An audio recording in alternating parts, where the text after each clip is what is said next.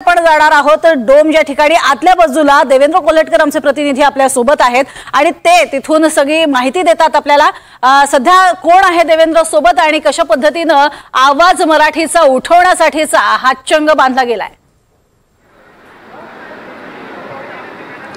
प्रज्ञा, जसं मी मगाशी देखील सांगितलं की हा सगळे सभागृह जे ते सज्ज झालेले आहे, मंच सज्ज झालेले आहे आणि सगळ्यांना प्रतीक्षा आहे ती म्हणजे दोन्ही ठाकरे बंधूंची आणि ह्या खऱ्या अर्थाने कार्यक्रमाला सुरुवात होण्याची। कारण अनेक वर्षानंतर दोन्ही ठाकरे बंधू एकत्र येणार आहेत, मराठीचा मुद्दा आहे आणि याच मुद्द्याला घेऊन काय भाष्य करणार आहेत। मंच सज्ज आहे, मंचावरती फक्त महाराष्ट्राचा मॅप पाहायला मिळतो, आवाज मराठीचा लिहिलेला आहे, फुलांची सजावट केलेली आहे, छोटेखानी समोर जी आहे ती आसन व्यवस्था आपल्याला पाहायला मिळते आणि समोर जर आपण पोडियम बघितलंय, ज्या पोडियमवरून अनेकदा आपण बघितलेलं आहे की उद्धव ठाकरे राज ठाकरे जे आहेत ते भाषण करतात, तशाच पद्धतीने सभागृहाची रचना केलेली आहे, आसन व्यवस्था सज्ज आहे आणि सगळ्यांना प्रतीक्षा आहे ते म्हणजे ह्या कार्यक्रमाची सुरुवात होण्याची। माझ्यासोबत मनसेचे नेते शिरीष सावंत सर आहेत, आपण त्यांच्याशी बातचीत करूया। सर, आज एक वेगळा दिवस आहे तुमच्या दृष्टीने, कारण तुम्ही शिवसेनेत काम केलं आहे, मनसेत काम केलेलं आहे आणि तुमचे जुने सगळे सहकारी आसपास पाहायला मिळतात आहे। गेल्या काही दिवसापासून बैठक सत्र सुरू होतं, वरळी डोममध्ये आपण एकत्र येऊन पाहणी करताय आणि आज तो प्रत्यक्ष दिवस अवतरतोय।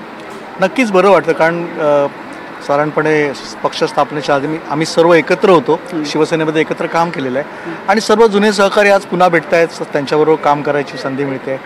नक्कीच मला आनंद होतो आहे आणि त्यात राजसाहेब उद्धवसाहेब दोघे एकत्र एका व्यासपीठावर असणार आहेत आणि आपण मराठी माणसं साधारणपणे कुटुंबवत्सल असतो, जेव्हा दोन भाऊ एकत्र येतात ते मनाला खरंच आनंद होतो।